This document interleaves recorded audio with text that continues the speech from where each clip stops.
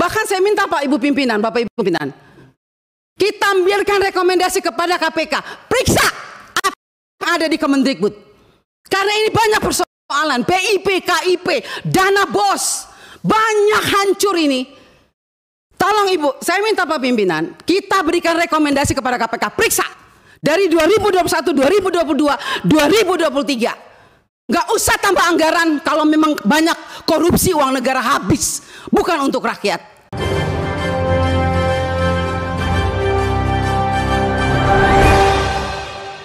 Assalamualaikum warahmatullahi wabarakatuh. Nah, ini lagi rame ya, Komisi 10 DPR RI menggelar rapat kerja dengan Mendikbudristek. Nah, anggota DPR dari fraksi Demokrat, Anita Jakoba, meradang saat dihadapan dengan pejabat Kemendikbudristek. Jadi Anita, anggota DPR RI ini meminta agar DPR mengeluarkan surat rekomendasi ke KPK untuk memeriksa Kemendikbudristek. Nah, selain itu juga dia meminta kepada pejabat Kemendikbud untuk bertaubat. Sampai anggota DPR Anita Jakoba ini emosi meledak-ledak memarahi Nadiem Makarim ya. Baik, langsung saja kita lihat videonya. Kita semua mengetahui bahwa ada kekurangan anggaran ya, 15 triliun. Tetapi kalau menurut saya mari kita koreksi diri. Kenapa ini terjadi? Jujur sama diri kita sendiri. Anggaran yang sudah diberikan begitu banyak tahun 2024 apakah sudah digunakan dengan baik atau tidak?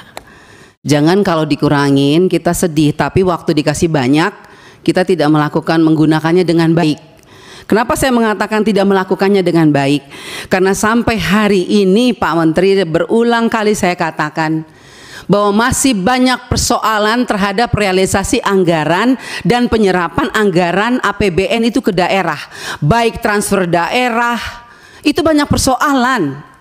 Mau masalah guru, sampai sekarang guru P3K yang sudah lolos P3K sampai sekarang belum dikasih SK. Provinsi NTT belum, mereka belum terima SK. Kedua, guru-guru daerah terpencil masih banyak yang belum terima juga tunjangannya. Ketiga, banyak bangunan-bangunan sekolah yang masih terbengkalai padahal dari 2021 anggarannya. Saya kasih contoh, di Kabupaten Kupang ada 17 sekolah bangunan yang dari 2001 sampai sekarang tidak terselesaikan. Mau lagi, kita lihat lagi. Dana-dana PIP. Nah, makanya kemarin saya mengatakan bahwa kalau KPK memberikan rekomendasi kepada Kemendikbud, harusnya Kemendikbud sadar. Karena apa, kami ini Dewan, kami sudah bilang setiap rapat, banyak persoalan, lakukan pengawasan, laporkan kepada kami. Tapi kami tidak pernah didengar. Ya kan? Akhirnya sekarang KPK memberikan rekomendasi, baru seakan-akan Kemendikbud kayak kebakaran jenggot. Bahkan kami anggota pemangku kepentingan mau diatur sama Kemendikbud untuk melakukan verifikasi oleh dinas. Loh, Anda sebagai kementerian mau nggak dilakukan verifikasi sama dinas? Jangan suruh dinas, jangan suruh apa yang kita usulkan harus dilakukan verifikasi oleh dinas. Kita ini lembaga tinggi negara, wakil rakyat. Kita yang menentukan anggaran di Indonesia ini. Bagaimana kepala dinas bisa memverifikasi data yang kita berikan? Anda sebagai kepala kementerian mau nggak diverifikasi sama dinas? Bapak Ibu ini kan orang-orang pintar setahunya saya di Kemendikbud. Orang-orang berpendidikan. Kok bisa salah mengambil kebijakan? Anda mengeluarkan Perseksjen yang dimana poin nomor 3 dikatakan bahwa data yang direkomendasikan sebagaimana dimaksud pada huruf B diverifikasi oleh dinas pendidikan. Loh, kita ini pemangku kepentingan usulkan itu dari Dapodik sekolah. Dapodik itu harusnya kan, makanya tadi Pak Andre bilang, operator sekolah itu diperhatikan. Karena semua itu dari operator sekolah. Kepala sekolah aja kadang-kadang tidak tahu apa yang terjadi dilakukan oleh operator sekolah. Dinas pendidikan juga nggak tahu. Nah, kementerian juga, jadi kalau mau melakukan verifikasi, harusnya kementerian melakukan verifikasi terhadap dinas, dinas lakukan verifikasi terhadap kepala sekolah, hasil verifikasi itu baru diberikan kepada kami. Itu jangan dibolak-balik. Bahkan saya minta Pak Ibu Pimpinan, Bapak Ibu Pimpinan, Kita ambilkan rekomendasi kepada KPK. Periksa apa yang ada di Kemendikbud.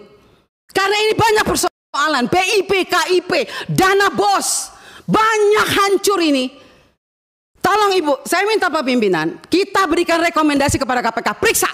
Dari 2021, 2022, 2023. Nggak usah tambah anggaran kalau memang banyak korupsi uang negara habis. Bukan untuk rakyat. Saya marah Pak Menteri untuk sekian kalinya. Karena memang ini kenyataannya di lapangan. Jangan dong kita dibikin seperti anak kecil. Kok apa yang diusulkan kita mesti diverifikasi oleh Dinas Pendidikan? Anda mau nggak sebagai Menteri diverifikasi oleh Dikbud, oleh Dinas? Jangan aneh-aneh lah. Kalian tuh dipilih oleh Presiden. Harusnya berikanlah yang terbaik untuk rakyat. Semoga pembicaraan saya ini dilihat oleh Presiden yang baru. Semoga Presiden yang baru memperhatikan kinerja kementerian sekarang ini, memperhatikan eselon-eselon 1 yang sudah ada ini, tidak memberikan solusi kepada negara, hanya membuat persoalan di daerah. Yang tertinggal tetap tertinggal, yang guru menangis tetap menangis. Bicara plafon digital, mana keadilan untuk daerah 3T? Enak daerah-daerah yang sudah ada internetnya diberikan terus. Tapi kita yang daerah 3T yang tidak ada internetnya dibiarkan begitu saja. Mana keadilan sosial bagi seluruh rakyat Indonesia, Pak Menteri? Saya sangat kecewa. Kita sudah mau habis masa jabatan. Anda mungkin sebentar lagi habis. Atau Anda lanjut, saya tidak tahu. Tapi saya puji Tuhan. Tuhan dan rakyat masih memilih saya kembali. Dan sampai ini, apapun yang terjadi, kita yang terpilih kembali, kita akan tetap memperjuangkan keadilan dan kebenaran untuk kemajuan anak negeri kita. Bukan untuk kita anggota dewan, bukan. Jadi jangan aneh-aneh punya pikiran negatif terhadap wakil rakyat. Semua data-data yang kita pilih itu adanya di Dapodik sekolah. Perhatikan dong operator sekolah, perhatikan kepala sekolah, perhatikan dinas. Jangan hanya urus yang besar-besar triliunan, tapi begitu sampai di bawah tidak pernah diperhatikan. Omong kosong semua ini. Saya setuju KPK memberikan rekomendasi. Bila perlu kita berikan rekomendasi kepada KPK, periksa Kemendikbud. Biar kita lihat siapa yang bobrok, siapa yang mencintai negeri ini sebetulnya. Wakil rakyatkah atau mereka? Jangan begitu dong.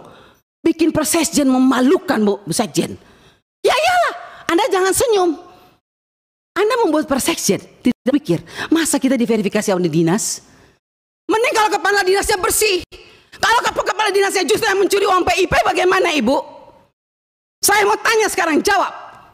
Apa Anda pikir semua kepala dinas bersih? Oh tidak. Mari kita buktikan. Mau kita turun, kita buktikan, kita tanya jangan sama kepala dinas. Tanya sama penerima PIP. Itu baru bisa jawab jawabannya. Kalau Anda hanya turun hanya di dinas, semua jawabannya bagus. Tapi coba turun ke rakyat. Turun ke penerima orang tua. Kalau nggak lihat itu orang tua punya air mata. Omong kosong. Nama ada, SK ada, uang nol. Sampai hari ini. Baik. Jadi kalau kita mau bicara soal anggaran, Pak, jangan ditambah. Tuhan juga tidak ingin semua uang negara ini hilang. Saya yakin dan percaya sampai ini anggaran turun. Karena Tuhan itu lihat air mata orang miskin. Jadi kalau anggaran turun jangan marah. Mungkin inilah kehendak Tuhan supaya kita koreksi diri. Stop dan bertobat. Kalau mau lihat bangsa ini baik dan lebih maju. Anggota DPR hanya show saja memperlihatkan kepada masyarakat bahwa mereka peduli terhadap rakyatnya karena sudah mewakili suara rakyat, jadi benar-benar harus berbuat sepenuhnya menyuarakan aspirasi masyarakat di dewan ya. Tetapi faktanya yang kita lihat ya, mulai dari undang-undang Omnibus Law pun disahkan, undang-undang KPK juga. Jadi kita tidak ada gunanya juga bersuara di sosial media karena kita bukan yang mengambil kebijakan. Semuanya kita serahkan kepada anggota dewan yang terhormat yang seharusnya menjadi perwakilan kita di masyarakat untuk memperjuangkan suara kita. Sehingga pada akhirnya pun mereka mengecewakan masyarakat. Jadi tidak banyak yang diharapkan dari anggota dewan. Jika pun ada anggota dewan yang lurus ya, yang kita lihat seperti Ibu Anita Jakoba. Mudah-mudahan beliau ya konsisten ya terhadap perjuangan beliau, yaitu memperjuangkan suara rakyat. Dulu saya berapa kali ikutan demo revisi Undang-Undang KPK, tetap saja kok disahkan itu. Termasuk Cipta Kerja, nggak ada artinya kita-kita ini rakyat biasa soalnya. Makanya sehebat apapun Panji, sehebat apapun Nana, bersuara tiap hari di podcast, di YouTube, karena bukan pengambil kebijakan, kebijakan-kebijakan yang kontroversial, begitu banyak itu disahkan, termasuk yang sekarang ini. Di masa akhir jabatan politik DPR, begitu banyak undang-undang yang memancing kekisruhan. Itu yang ramai sebenarnya. Ala kulihal, siapapun anggota Dewan, Bapak dan Ibu semua, tolong setiap keputusan politiknya komunikasikan kepada pemilih. Tanya, setuju tidak dengan undang-undang ini. Problemnya, anggota Dewan tak melakukan itu. Dulu saya berapa kali ikutan demo revisi undang. Baik, coba kita lihat ya, anggota DPR Rano Karno atau Sidul menyampaikan kritikannya soal program makan siang gratis hingga ormas kelola tambang. Jadi pertanyaan itu menyasar ke penyelenggara Dikdasmen dan Dikti Organisasi Masyarakat. Setelah saya masuk di Komisi 10, kita semua masuk era yang paling gelap. Pandemi COVID 3 tahun. Kami mungkin masuk ke ruangan ini, Pak. Kalau di total, nggak lebih dari 1,5 tahun. Sisanya semua kita virtual, Zoom. Bahkan Pak, 18 Pak, staf kami di sini meninggal dunia. Artinya begitu berat pendidikan yang kita hadapi. Nah, sekarang kita ada di ujung masa jabatan, maaf. Kami alhamdulillah ada sebagian yang lanjut di tempat ini, tapi ada yang selesai. Tapi kami Komisi 10 ini membuat panja tentang pendidikan karena kami tahu orang tua kami mendidik anak-anak dengan susah payah. Itu yang kami nggak mau. Sebelum kami pergi, maaf Pak, saya jadi anggota DPR lagi, belum tahu nih besok saya di mana. Apakah Komisi 10 atau saya ditugaskan komisi lain. Tapi Komisi 10 ingin mempunyai produk yang disebut panja pembiayaan pendidikan. Kami sangat sadar 20% undang-undang ini tidak ada di kami. Sadar, Pak. Saya minta maaf. Selama saya jadi anggota DPR, saya dulu dapil Banten, Pak. Kebetulan saya pernah jadi gubernur di Banten. Kita tahu ilustrasi Banten, sekolah religi, madrasah banyak, pesantren banyak. Sebagai anggota Komisi 10, Pak, saya tidak bisa membantu. Karena itu wewenangnya di Kementerian Agama. Nah, saya minta maaf bukan berarti saya menghitung yang lain tidak besar dan tidak kecil. Saya melihat dua Nahdlatul Ulama dengan Muhammadiyah ini saja luar biasa bebannya. Luar biasa bebannya. Perguruan tinggi Nahdlatul Ulama 282, prodinya 1196, dosennya 12.000, mahasiswanya 352.000 sekian. Dua kriteria, Pak. Pertama, golongan ekonomi menengah ke bawah. 67%. Kedua, tidak mampu. 32%. Yang mampu berapa persen ya? Saya bertanya, saya catat di sini. Apakah dapat bantuan biaya pendidikan dari pemerintah? Maaf, Pak. Kami tidak pernah berhubungan dengan Kemenak. Itu Komisi 8. Kita di Komisi 10. Tapi kita ingin tahu whole pendidikannya ada di mana sih? Betul yang tadi Bapak bilang, STAN. Kuliah dibiayai, lulus pasti kerja. Berebut Menteri Keuangan atau di pajak. Betul, STPDN. Di semua fakultas ada gitu. Ini yang kita tanya, ini salahnya di mana sih? Bahkan kami Pak, untuk renovasi sekolah saja, kita nggak bisa punya fasilitas untuk membantu. Karena itu ada di PUPR. Banten banyak sekolah yang nggak ada WC Pak.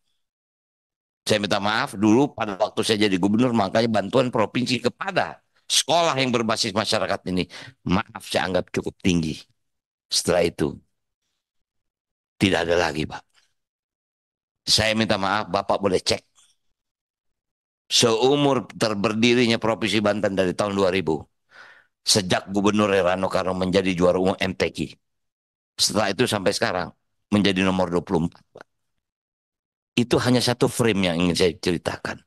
Nah karena itu saya minta maaf. Muhammadiyah ini begini banyak, makanya saya Ini berapa besar bantuan negara?